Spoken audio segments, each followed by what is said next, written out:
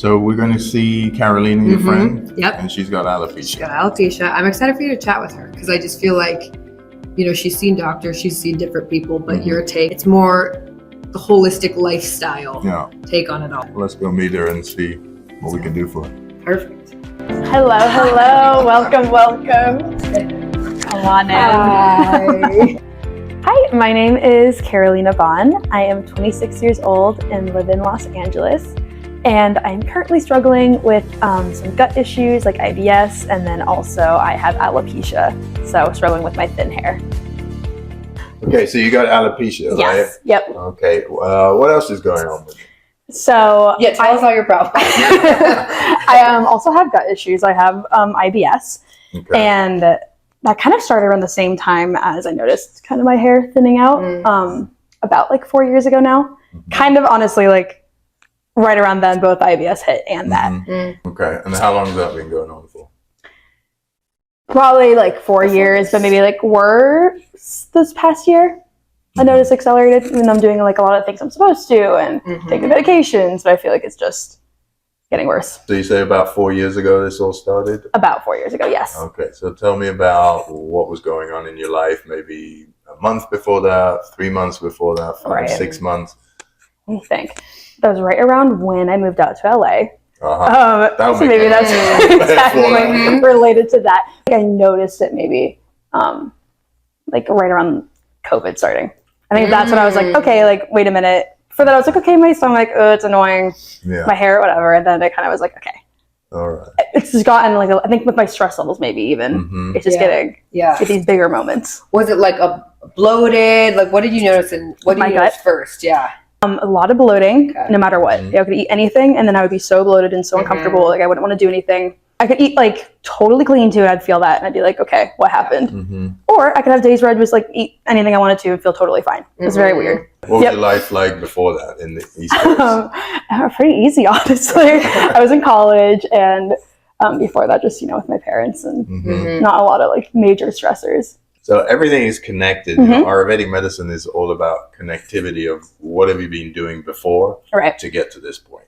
Right. Your journey is what matters, and it tells the story. So straight away, when you say, I was on the East Coast, I lived with my parents, I didn't have stress, right? Yep. East Coast, totally different weather, right? Yep, that's true. Damper, everything is colder generally. You come out here, it's drier, it's hotter. Straight away, that's an extreme. So anything that's extreme will end up having some kind of impact on you. That makes sense. Right? Might have not given you alopecia, but it would definitely add to something. Right. So we want to look at those things that are extreme. So there's different reasons why we'll get alopecia. So hypothyroidism, for example.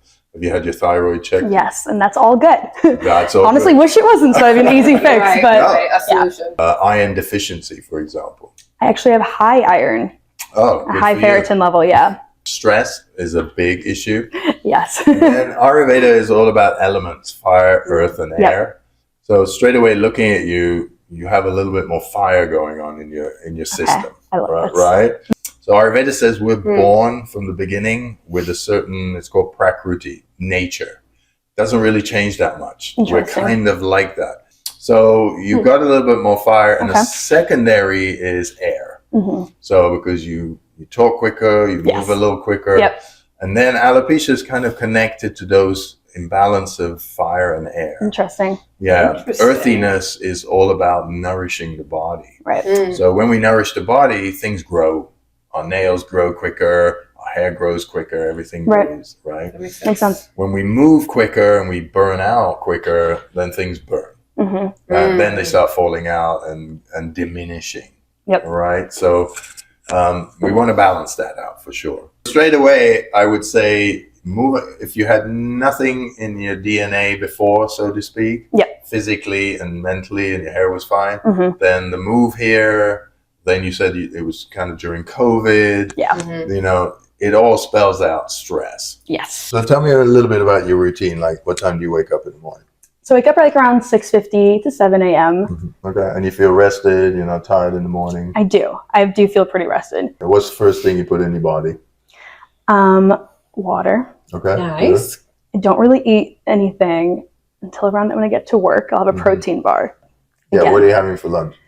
Like a Trader Joe's salad, the little box ones. Okay. And then nighttime, what's going on? A lot of like chicken bowls. Okay. And then like every week I'll eat like a ground turkey pasta with a chickpea pasta. And your nourishment you're basically getting at nighttime. So straight away, when we want to slow down the movement and the air and the fire, we want to nourish at the beginning of the day to give ourselves a little bit of heaviness rather than just keep going on air. Yep. Right? Because you're going to feel lighter and lighter. You're going to like it, but what's going to happen is it will burn you out by the time you get to 2 o'clock. Makes sense. Yep. Right. Well, diet then needs to be a little heavier in the morning. Okay. When you eat nourishing, more oilier foods, say you eat eggs with some toast and some olive oil or ghee, something like that, suddenly the body can take that. It's a little heavier. Right. It gives you earthiness. Okay. Then your body can live off that all morning and support you. Right. Okay, so that's really what we want to happen. And you'd say, Yogi, like a warm, like no smoothies. Yeah, nothing. Stick with that. Nothing cold and nothing raw. Okay. Right? Because when you stress out, let's say you're not having a great day at work and you stress out, raw food is terrible for the body because you can't digest it well. Right? You can digest something warmer and cooked because the enzyme of the food of that particle is already broken down. So even if you're stressed, you can eat the rice will digest at some point. Right. But salad won't. It will take 5 hours to digest. Okay. Makes sense. And then it will make you bloated. Yeah. Okay. So the key is to always listen what's happening and when it's happening. Right. Right. In your case. Yep. Somebody who's got digestive problems all the time, for them, it's what am I eating in every moment? Yep. For you, it's what am I eating in the moment when I'm stressed? Got it. And then drinks should also be warm. Okay. Right. Warm always helps the digestion. So those are kind of things, your go-to things when you're at work, especially because when you're here and you're relaxing, you might be, in town, you have no problems, then you can less stress, digest better. Sure. I mean, overall, your theme is about stress. Yeah. Right. It's alopecia is the result and the effect and the symptom of stress. Yep. So we have to get to the root cause of not your alopecia. We have to get to the root cause of your stress. Yeah. And if you weren't doing the work you're doing now, what would you be doing? Ideally. Oh man, see, that's why I feel so lost. I don't know. Well, the big question is to everybody and to myself is, what do you want? Right. Right. The first step is, in my eyes, what are you good at? Right? Because what you're good at will have something to do with what you're going to do in the world. Right. Right? Right. So when I was trying to find my purpose, I'm into astrology. I'm into, self-study. It's part of the yogic path. I looked at myself. I was like, am I calm or am I, I want to run around? No, I'm calm. So I started to look at my nature and say, what's my nature like? Because I'm not going to be the guy who runs to everything. I'm going to be the guy who's really walking. So if I go work in an office and somebody, you got to run around, I'm going to get fired like in the first day. Right? Sure. So what do you know about yourself that's going to help you? What's your nature like? So you're a little fiery. Yes. You're a little airy. That means you get things done, you run around, you think quickly. You can put that to use somewhere. Right. But then balance yourself, let's say, when you come home. Or like I said, when you go to work, you eat something heavier. You take a 10-minute break. You go outside. You sit in the sun. Right. No. Right. Helpful. You find ways to balance that. But your job and your vocation and your passion and your purpose is going to come out of fire and air. It's not going to come out of earthiness. Got it. When you want to find your purpose, you got to be very specific. Yep. You can't be, well, it might be this, it might be that. That's valid. Right? When we're talking about the grand scheme of the universe, it supports you in the things that you are very clear in, and it messes you up completely in the things that you're not clear in. Because when you say, well, I could do this and I could do that, the universe goes, oh, well, you're not sure, and I'm not sure. No, it's valid. Right? Scary. Truly. So what I suggest you do is start to put some thought into, you know, who am I? What are my skills? And I'm this type of nature. Yep. How can I use that nature in the world to do what I would like to do? Right. Your stress and alopecia, all of these symptoms are really based in you don't know your purpose. Yeah. That makes sense. Yeah. It really does. So let's talk about what we can do about alopecia physically. So one of the main things we do is put oil on the head. Okay. Right? And one oil which is great, and you can look it up, it's called Bringaraj. It's an Ayurvedic oil. It helps with hair growth, because when you have too much fire, you lose a lot of heat from the head. And what it does is it gives inflammation to the follicle. Interesting. So the follicle becomes inflamed, right?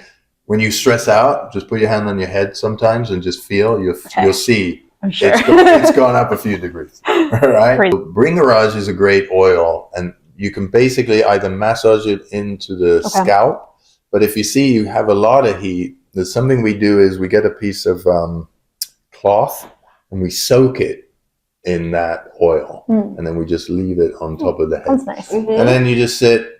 You know, I always suggest you close your eyes, you let it just soak in, and you spend at least 20 minutes, 30 minutes with it. Perfect. You could be reading, you could be on your phone, Easy. it doesn't matter. Yeah, that's one thing we do. Perfect. And then intake of oils inside. Okay. You know, taking in ghee, for example, which is butter fat, putting that into the system. You can take that in food, or you could take it in some. Do you drink milk? No, but I could.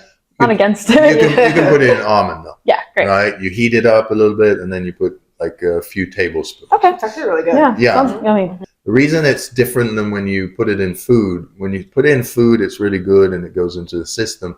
When you drink it as a liquid, it goes into the system and gets into the bone. Interesting. Yeah. One of the things hair is connected to, and so are nails, is to the bone marrow. Sure. Right? Inside the bone.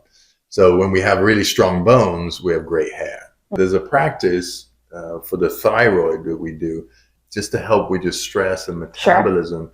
When you get stressed, there's a practice we do where we just inhale, and then we just drop the chin and we hold the breath. And you're basically squeezing the thyroid.